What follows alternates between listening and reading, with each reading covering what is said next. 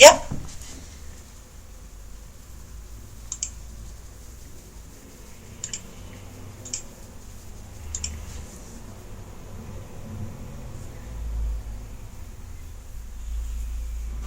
Aquí está.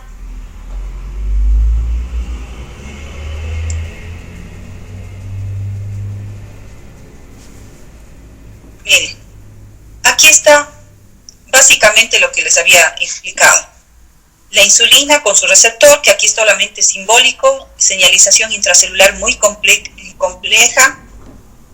Los transportadores GLUT4 se encuentran almacenados en las vesículas, ejerce un efecto positivo de translocación, es decir, que estas proteínas o los transportadores GLUT4, los GLUT4, se expresen, ¿no es cierto?, en la membrana celular, incrementando por lo tanto el número de transportes en estas células. ¿Qué genera este número de transportadores en estas células? Lo que significa básicamente que el incremento, o el ingreso de la glucosa dentro de las células. La insulina ejerce un efecto de hipoglucemiante, porque si yo tengo niveles plasmáticos de glucosa acá, ¿por qué después al cabo de hora comienza a haber disminución de la glucosa plasmática? Es por esta razón, porque los GLUT4 al estar expresándose en la membrana en mayor cantidad de ciertas células, estas permiten el ingreso de la glucosa hacia el interior de las mismas. Significa que cuando los niveles plasmáticos de insulina decaen, estos GLUT4 también disminuyen en la membrana celular y se almacenan en las vesículas. ¿Qué conlleva eso? Conlleva a disminución del ingreso de la glucosa del líquido extracelular al intracelular. Consecuencia, mantenimiento de la glucosa o incremento de la glucosa plasmática. En conclusión, la insulina es una hormona anabólica porque induce la síntesis de los nutrientes. A su vez también tiene un efecto de aumentar la captación de glucosa por expresar estos GLUT4 en las membranas. Y a su vez, ¿no es cierto?, esta es una insulina o una hormona anabólica, por eso es una hormona hipoglucemiante porque hace que la glucosa que está acá afuera ingrese al interior de la célula porque aumenta la captación de glucosa por ciertos tejidos y por lo tanto es una hormona hipoglucemiante. Tercero, ¿en qué momento se secreta? En momentos de ayuno, o llamado posabsortivo, o momento postprandial o absortivo. Cuando decimos que hay incremento de nutrientes, ¿en qué estado estamos hablando? Estado postprandial, o llamado también estado de absorción o absortivo. Incremento de nutrientes en el plasma, incremento de secreción insulínica. Siempre hay que tener claro estas ideas, por favor, ¿sí? Bueno, esto es lo mismo. Ahora, aquí yo les puse solamente para determinar ¿en qué tejidos existe GLUT4? La expresión de GLUT4 es proporcional a las concentraciones de insulina. Obvio, eso es lo que decíamos. Si tenemos GLUT4 en las membranas, estas dependerán ¿de qué? De la acción insulínica para expresar. Este explica el aumento de captación de la glucosa en el plasma en presencia de insulina. Vamos a enfocar mucho las GLUT4. Quiere decir que estos GLUT4 median la regulación de la glucemia o glicemia al permitir que la insulina controle el grado de captación de la glucosa de la circulación.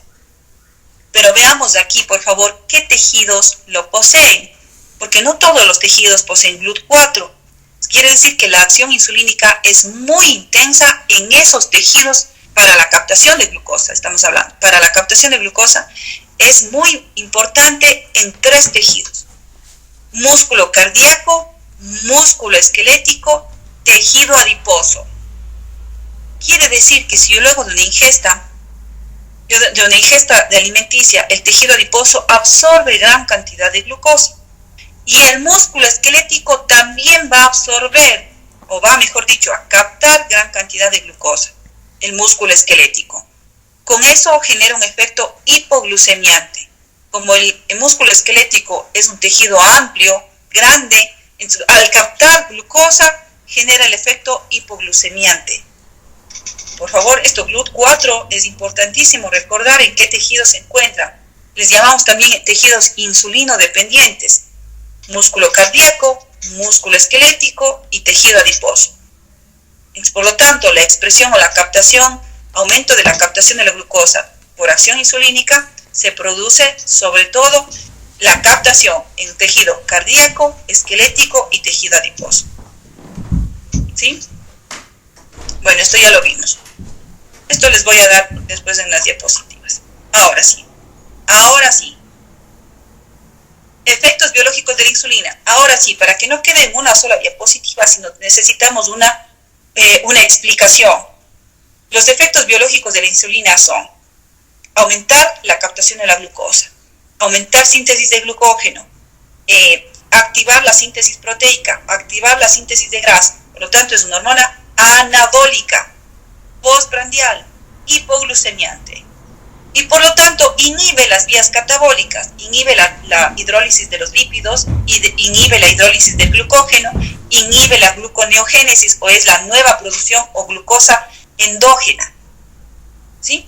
Y a su vez también tiene una regulación en la expresión de genes y también en la división celular. ¿Ya? Aquí están los estímulos. Ácidos grasos, aminoácidos, glucosa incrementada en las células betas, genera ¿qué? Una actividad intracelular de la célula beta y que genera lo que es preproinsulina, proinsulina e insulina. Insulina enseguida a sangre.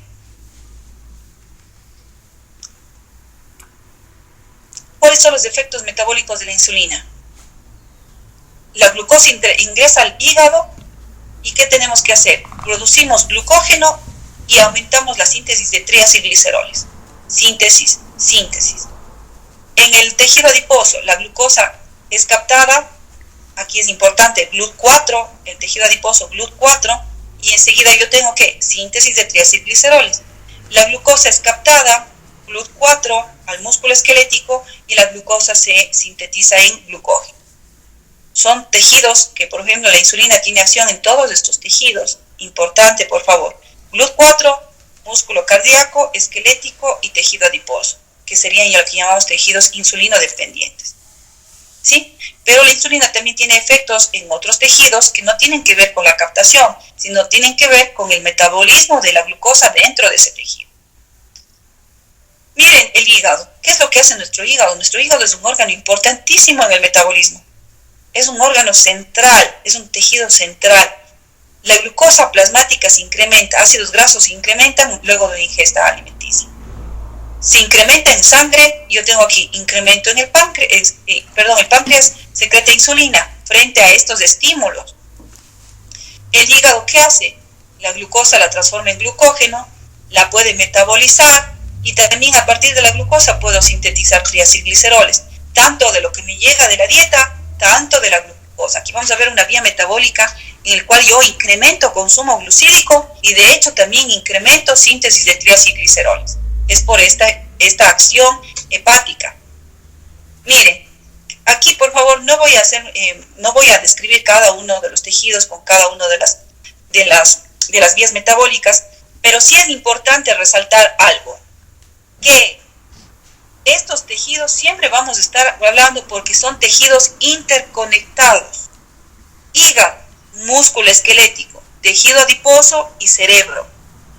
Para que ingrese la glucosa al torrente circulatorio, entra al torrente circulatorio en un estado postprandial o absortivo, la glucosa ingresa y gran cantidad de esta glucosa va a la neurona.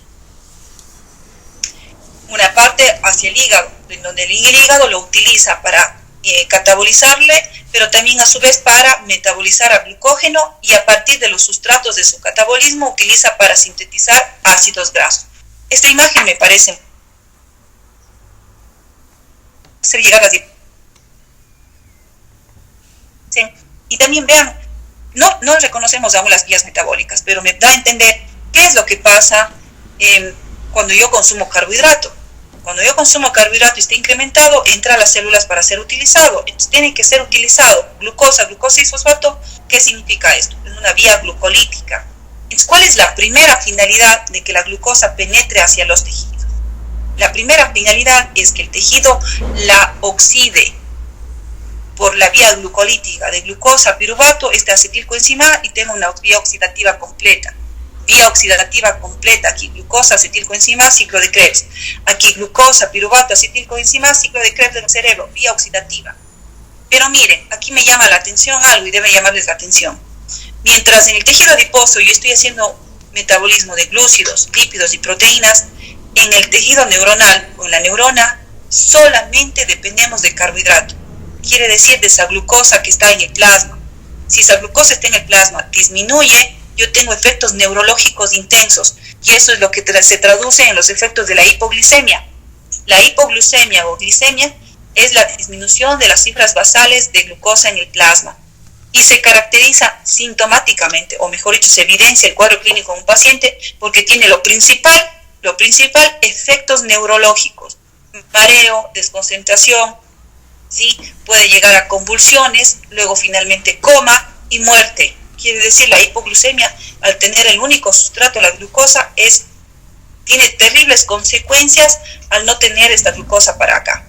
La glucosa va para el músculo esquelético en contracción, glucosa se oxida, aunque el músculo tiene una capacidad de hacer el metabolismo de aminoácidos. Como ven, la insulina es una señal anabólica que promueve síntesis de glucógeno, síntesis de proteínas, síntesis de triacilglicerol en estos diferentes órganos. ¿Sí? Es lo mismo. Esta diapositiva este gráfico lo saqué del libro de Baines, Bioquímica Médica de Baines, pero el de acá me parece mucho más interesante. Este es de otro libro de Bioquímica Médica. Todos los textos que utilizo yo para metabolismo ahora es Harper, pero yo les voy a ir complementando con otros textos para entenderlo mejor metabolismo, ¿no? Y de hacerlo de una forma más divertida. Esta diapositiva me parece más orientadora. ¿Ya? ¿Cuál es, en cambio, el efecto del glucagón? Todo este momento absortivo pasó. Quiere decir, sobrepasamos las 2 horas. A las 2 horas llegamos a los valores de una glicemia basal. Quiere decir que nosotros tenemos aquí toda la acción insulínica. ¿Sí? Aquí tenemos toda la acción insulínica. La glucosa se eleva, la insulina también se eleva. Pero ¿por qué comienza a disminuir la glucosa? Porque es captada por los tejidos y porque la insulina regula el metabolismo de esta glucosa dentro de esos tejidos, dentro de todos los tejidos. Y por lo tanto comienza a disminuir la glucosa plasmática. Es un efecto hipoglucemiante. A las 2 horas yo tengo una glicemia basal que está entre 80 y 100 miligramos, pongámosle entre 70 y 100 miligramos, normal. Pero ustedes van a ver que aquí la glicemia se mantiene. 2 horas, estado posabsortivo, a partir de las 2 horas, ayuno. La glicemia no me baja a 40, no me baja a 30, no me baja a 20, peor a 0. Quiere decir que debe haber otra hormona contrarreguladora para evitar que la glicemia caiga en pique y se mantenga en una glicemia basal. ¿Para qué? Para mantener la parte energética de los tejidos glucodependientes. ¿Cuál va a ser esta hormona? El glucagón. ¿Sí? Las células alfa. Cuando decaen los niveles de glicemia, cuando hay secreción de adrenalina, que es uno también de los efectos importantes, la secreción de adrenalina, cuando la glucosa disminuye en el plasma y por lo tanto hay una disminución energética en las células alfa se activan y se inactivan las células beta y por lo tanto se secreta una hormona denominada el glucagón. Quiere decir que el glucagón tiene otros efectos, quiere decir que tiene otros estímulos y por lo tanto tendrá efectos ¿Ya? Ahora, ¿cuáles son los efectos? O primero, ¿qué es el glucagón? Es una hormona peptídica secretada por estas células alfa y que conjuntamente con otras hormonas como las llamadas contrarreguladoras, llamadas por ejemplo la adrenalina, el cortisol, la hormona de crecimiento, llamamos hormonas contrarreguladoras porque se oponen a los efectos de la acción insulínica. Lo más importante, ¿cuáles son los efectos? El glucagón actúa para mantener los niveles de glicemia mediante la activación de vías catabólicas como son la glucogenólisis y la gluconeogénesis. Es un péptido formado por 29 residuos de aminoácidos, ¿sí? Dispuestas en una sola cadena. a diferencia de la insulina, que eran 2 cadenas, ¿sí? También de igual manera se sintetiza en una forma de precursor llamado proglucagón, que se convierte luego en glucagón a través de acción de enzimas proteolíticas dentro de estas células alfa. ¿Qué hace que se estimule la secreción del glucagón? Primero, niveles bajos de glucosa.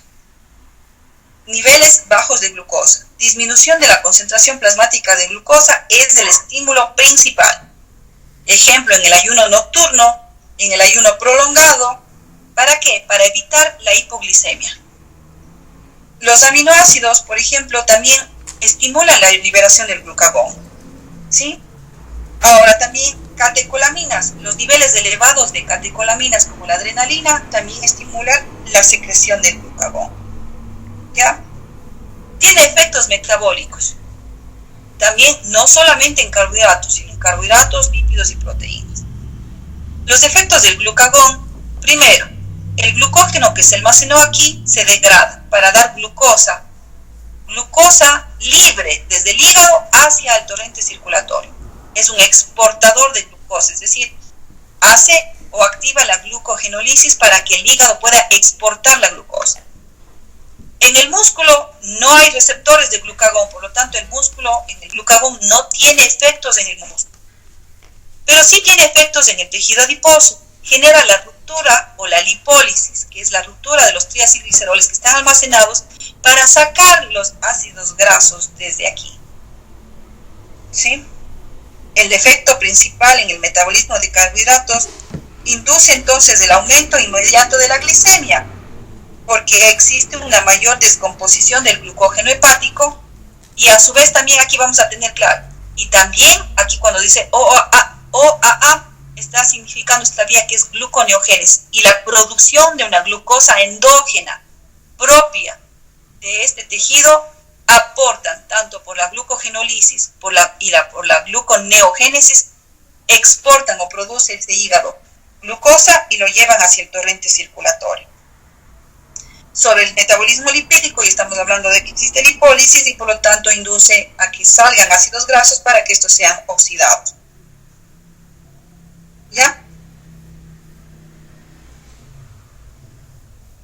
Esto lo iremos viendo ya con las vías metabólicas, ¿no? Estos efectos de la adrenalina es una hormona hiperglucemiante, al igual que el glucagón. El glucagón, al hacer que esta glucosa salga, crea un efecto que llamamos hiperglucemiante. El glucagón es una hormona que induce la lipólisis, la glucogenólisis, estamos hablando de hormonas catabólicas. El glucagón ejerce un efecto catabólico en un momento posabsortivo o de ayuno, ¿sí? Y es una hormona hiperglucemiante. Todo lo contrario a la acción insulínica.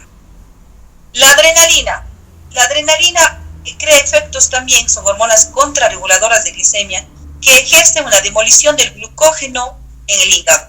Glucogenólisis, tanto hepática, tanto como muscular. Pero la diferencia, que la del hígado cuando hace glucogenólisis, rompe el glucógeno para que la glucosa se exporte al tejido, al plasma. Mientras que la glucogenólisis del músculo, porque sí tenemos receptores para adrenalina, el glucógeno se rompe aquí para que la glucosa sea oxidada. Es decir, va a utilizar o le va a poner a disposición la glucosa, no para el torrente circulatorio, sino para sí mismo. El efecto en el tejido adiposo es la lipólisis, da ácidos grasos y glicerol. Mientras en el páncreas existe secreción de glucagón, y el otro efecto, de la insulina, de la adrenalina, es el estímulo o de la activación de los islotes o de las células alfa del páncreas para secretar glucagón. Cuando se secreta adrenalina en un estrés intenso, por ejemplo, hay secreción concomitante de glucagón, con los efectos también subsecuentes. Bueno, esto no vamos a hablar del ayuno. Mire, regulación hormonal del metabolismo glucídico. Los GLUT4 se expresan en músculo cardíaco, esquelético y tejido adiposo. Los GLUT4, ¿sí? Entonces yo tengo aquí, miren, ¿qué es lo que va pasando en cada una de las vías? Por favor, aquí todavía no hemos visto vías metabólicas, por eso no les puedo dar lo que son metabolitos intermedios. aquí están dados glucosa 6-fosfato, fructosa 6-fosfato, están metabolitos intermedios. Pero aquí hay que entender, esta es una vía glucolítica, ¿sí? Esta es una vía de síntesis del glucógeno, esto es una vía de las pentosas fosfato, etc. Quiere decir que una vez que la glucosa penetra a una célula, esta tiene regulación hormonal en primer lugar para activar ciertas vías e inactivar otras. Siempre decimos, lo que está ahorita en verde es activación y lo que está en lila es inhibición.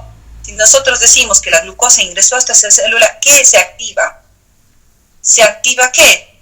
Se activa la vía glucolítica, se activa ¿qué? La síntesis del, decimos la síntesis del glucógeno, la síntesis de triacilgliceroles, y así. Esto, por favor, ahorita los efectos de la insulina y glucagón no le vamos a entender bien mientras no sepamos las vías metabólicas, ¿no?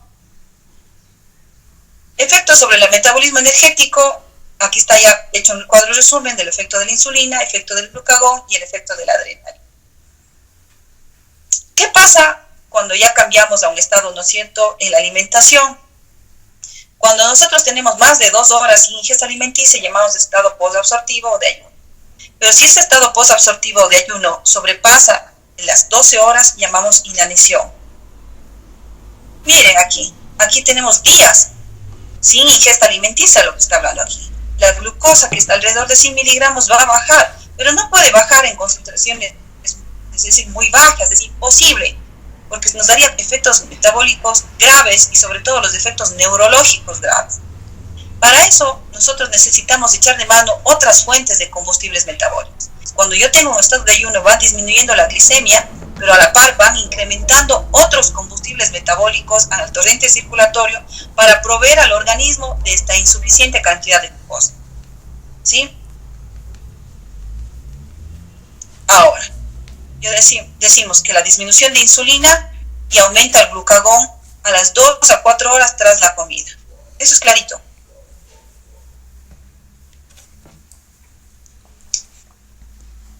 Vamos a decir, ¿qué es la hipoglucemia? La hipoglucemia se caracteriza es un cuadro clínico caracterizado por síntomas del sistema nervioso central, confusión, comportamiento anormal, convulsiones, alteración de la memoria, ¿no es cierto?, de la concentración, y finalmente coma y muerte. Se determina la hipoglucemia cuando bajan las concentraciones menos de 70 miligramos por decilitro. Y eso se establece de que si existen concentraciones iguales o menores a 40 miligramos, siempre habrá coma en el paciente. ¿Sí? Los síntomas pueden ser reversibles. Si administramos glucosa a un paciente, revertimos el cuadro. Pero es una urgencia médica porque el sistema nervioso central tiene la necesidad absoluta del suministro de glucosa. Entonces, si yo baja la glucosa, pero baja demasiado, eso estamos hablando de una hipoglucemia y ya no es normal.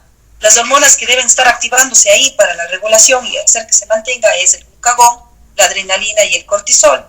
Entonces, tenemos niveles plasmáticos elevados de glucagón, adrenalina y cortisol para mantener una glicemia constante. ¿Por qué los pacientes que tienen hipoglucemia, es decir, bajan mucho los niveles, no mantienen los niveles constantes, sino bajan más de lo normal? Porque tenemos palpitaciones, temblor, sudoración, palidez. Ustedes van a ver esto. Está generado por la regulación o por lo que se llama las enzimas, por las hormonas de ataque o llamadas las hormonas del estrés, que esas básicamente son, prácticamente decimos que es la adrenalina y noradrenalina. Si yo tengo esto, claro, podemos decir, si la adrenalina se secreta por una hipoglucemia, enseguida esta, al tener receptores de diferentes órganos, ocasiona los signos adrenérgicos clásicos. Palidez, sudoración, taquicardia, ¿sí? La ansiedad, el temblor, son signos adrenérgicos claros. Estos se producen típicamente cuando los niveles caen de manera brusca, ¿sí? Así es que también los signos neurológicos, en cambio, están basados en la disminución de la glucosa en el sistema nervioso, ¿sí? Así es que es importante de que nosotros tengamos que tener en cuenta que para mantener una glicemia constante, para disminuir, necesito insulina, pero para mantener y que no disminuya en concentraciones muy bajas, es decir, para mantener y tratar de incrementar esa glucosa y mantener glucosa en el plasma a niveles basales, necesito otras hormonas, que es el glucagón y cortisol.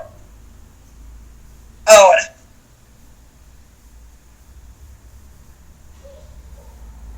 esto lo iremos viendo, por favor, en la práctica. En la práctica yo puedo determinar en un paciente su glicemia. Le extraigo sangre en estado basal, quiere decir en un ayuno, le digo que no consuma alimentos. Al día siguiente, la primera muestra, que es un ayuno mínimo de 8 horas, yo tomo la muestra en sangre y determino los valores en miligramos por decilitro de glucosa. ¿En qué valores debe estar? Entre 70 y 100. ¿Sí? Es una glicemia basal, es una glicemia normal. Pero ¿por qué no debería estar menos de 70? Porque existe la activación de hormonas como el glucagón, cortisol, hormona de crecimiento, adrenalina. ¿Por qué no va a estar más de 100? Porque existe otra hormona que evita que esta glicemia se mantenga por niveles elevados, así yo coma una carga de carbohidrato en la dieta. Carga de carbohidratos se incrementa, pero siempre va a disminuir. Esa acción es a través de la hormona insulina. La acción conjunta entre insulina y glucagón hace lo que llamamos regulación glicémica. Mejor dicho, insulina y las contrarreguladoras. En primer lugar, glucagón, pero también tenemos otras, que es el cortisol, hormona de crecimiento, y la adrenalina. ¿Sí? Que se llaman todas en conjunto hormonas contrarreguladoras. Mientras la insulina hace que se disminuyan los valores plasmáticos de glucosa, la glucagón y el cortisol trata de mantener esos niveles plasmáticos constantes para evitar los signos o lo que llamaríamos la hipoglucemia, con todos los síntomas de hipoglicemia y los signos neurológicos severos que puede causar una hipoglicemia. Cuando hablamos de alteraciones aquí ya en pacientes, es muy frecuente encontrar cuadros de hipoglucemias, caracterizados básicamente por lo descrito, signos adrenérgicos. Ustedes van a ver pacientes que empiezan, o personas que están a lo mejor sin largo tiempo de ayuno, ustedes van a verle pálido, empieza a sudar, a hacer una sudoración, tienen frío. Generalmente estos son ya signos clásicos de una hipoglucemia. Determinamos un consumo oral de glucosa a este paciente que está consciente, obviamente, y vamos a ver que enseguida se revierte el cuadro a cabo de algunos minutos. Si es que está inconsciente y se determina que hay una hipoglicemia, tenemos que dar, obviamente, una inyección subcutánea o intramuscular una suministración intravenosa de glucosa. Bueno, después no vamos a ver hoy día lo que es diabetes mellitus, resistencia a la insulina, porque vamos a verlo también en práctica, ¿no? Conclusión de esta clase. Los carbohidratos, ¿me están escuchando? Perfecto. Conclusión de esta clase, ¿no? Vamos a decirlo en un minuto. Los carbohidratos son las moléculas que mayormente nos proveen energía a los seres humanos. Alrededor del 60% de las kilocalorías consumidas al día provienen de carbohidratos. En un adulto, alrededor de 300 gramos.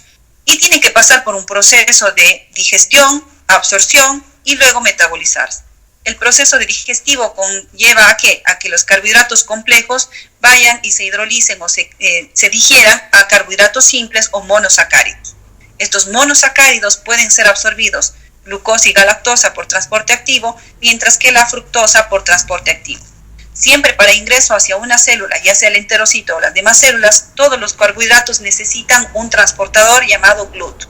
Estos GLUT son proteínas transmembrana que permiten este paso desde el espacio extracelular al intracelular. Jamás los carbohidratos pasan hacia las células por difusión simple. Si ese fuese el concepto, no hubiese diabetes mellitus y no hubiese todos los problemas que hay en pacientes. Necesitamos un transportador, llamados GLUT1, 2, 3, 4, 5. Y de ellos hay que resaltar mucho el valor de los GLUT4, que necesitan siempre la acción insulínica. Cuando tenemos estas moléculas monosacáridos, principalmente glucosa en el torrente circulatorio, deben ingresar hacia las células. Para su ingreso, para las células insulino dependiente, músculo esquelético, cardíaco, tejido adiposo, necesitamos que el receptor de insulina. El receptor de insulina se expresa en todos los tejidos, pero mayormente se expresa en los tejidos mencionados. Tienen más receptores: músculo esquelético, tejido adiposo y músculo cardíaco. Todos estos tejidos tienen receptores. Los receptores tienen dos subunidades, alfa y beta, y los receptores, la subunidad alfa toma la insulina o tiene un sitio de unión, y las subunidades beta tienen lo que llamamos un efecto de tirosincinasa. que genera una activación de este receptor por la acción insulínica, crea efectos de cascada de señalización intracelular con las consecuencias metabólicas dentro de los tejidos. Consecuencia 1, aumenta la captación de glucosa en los tejidos insulino dependientes porque se expresan los GLUT4 en las membranas, posibilitando el ingreso de la glucosa a la captación musculoesquelético, cardíaco y tejido adiposo. Mientras que para los demás tejidos no se necesita GLUT4, no son insulino dependientes, pero captarán glucosa y el tejido o la neurona captará la gran cantidad de glucosa plasmática porque es un tejido glucodependiente.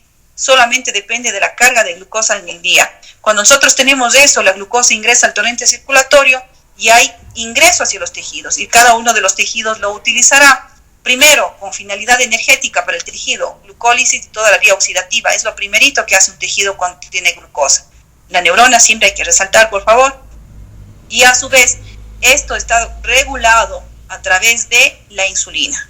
La insulina es una hormona anabólica porque hace síntesis de glucógeno, síntesis de triacilgliceroles, síntesis de proteínas, síntesis. Es una señal o cataliza señales anabólicas de acciones, ¿no es cierto?, de síntesis de compuestos en momento postprandial o absortivo, y por lo tanto decimos que es una hormona hipoglucemiante. Disminuye la glucosa porque hace que se penetre a los tejidos insulino dependientes y a su vez activa la vía de síntesis que ya lo hemos visto. A su vez, para que cuando pasa estas 2 horas, llamado periodo no absortivo o periodo de ayuno, que determinamos que cambia el momento metabólico y los nutrientes al no encontrarse en cantidades altas, principalmente glucosa, disminuye los niveles plasmáticos de glucosa, aumenta la secreción de adrenalina. Por ejemplo, en algunos casos también de estrés intenso, tenemos secreción de glucagón. El glucagón ejerce todos los efectos antagónicos. Quiere decir que nosotros tenemos aquí que el glucagón genera glucogenólisis, gluconeogénesis hepática y a su vez en el tejido adiposo lipólisis. No tiene receptor el glucagón en los músculos. Eso es importante, ¿sí? Y por lo tanto, ¿qué va a hacer? Es una hormona, el glucagón es una hormona hiperglucemiante para tratar de mantener la glucosa o la glicemia basal. ¿Qué pasaría si no tenemos esa glucosa basal y empieza a bajar menos de 70? Tenemos una hipoglicemia con signos adrenérgicos, porque la adrenalina enseguida va a secretarse, viendo los niveles tan bajos de glucosa, se secreta adrenalina con las funciones de la adrenalina. Activar la glucogenólisis, activar la lipólisis y activar la secreción del glucagón para que todos estos tejidos sean, o mejor dicho, para que el hígado exporte glucosa y tener, es decir, la adrenalina es una hormona hiperglucemiante. Si yo tengo un paciente que tiene un estrés intenso, un estrés agudo, no puedo dosificarle la glucosa, esa glicemia, porque la glicemia va a salir alterada, va a salir elevada por todos los efectos de la adrenalina en ese paciente. Tengo que tener claridad de que tiene que ser la muestra tomada en un paciente que esté tranquilo, en reposo, sin tener, ¿no es cierto?, obviamente un estrés intenso hace pocos minutos, porque va a tener un cuadro adrenérgico. Todas estas regulaciones, tanto de la insulina como el efecto de la insulina, como del glucagón, van a tener como conclusión una regulación glicémica. La insulina hace que disminuyan los niveles y retornemos a la basalidad o a valores basales a las 2 horas, y tenemos ahora después una glicemia. Luego evita o qué hormonas contrarreguladoras determinan que no disminuya para tener hipoglicemias: el glucagón, adrenalina, cortisol y hormonas de crecimiento. Bueno, cuando nosotros sabemos lo normal, luego podemos sacar casos clínicos para saber lo anormal. Tarea del día de hoy. Yo voy a colocar las diapositivas solamente como una referencia orientadora de qué temas vamos viendo. El texto básico es Harper. En Harper tenemos en 2 partes. La primera en lo que son nutrientes, en lo que es proceso de nutrición y digestión. Ahí tenemos la parte de la digestión y absorción del carbohidrato, ¿sí? Y la segunda parte de lo que estamos viendo existe un capítulo que se llama regulación glicémica. Texto básico Harper.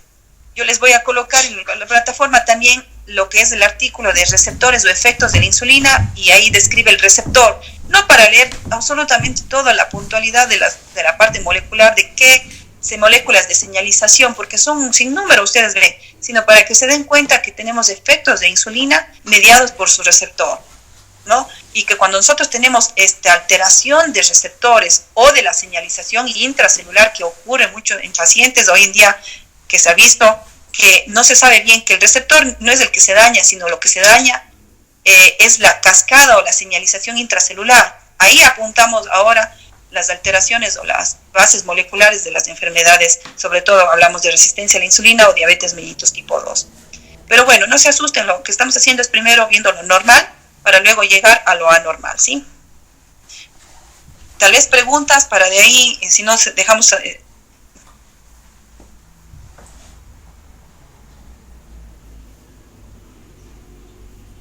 Ahora sí vamos a tener práctica a las 11.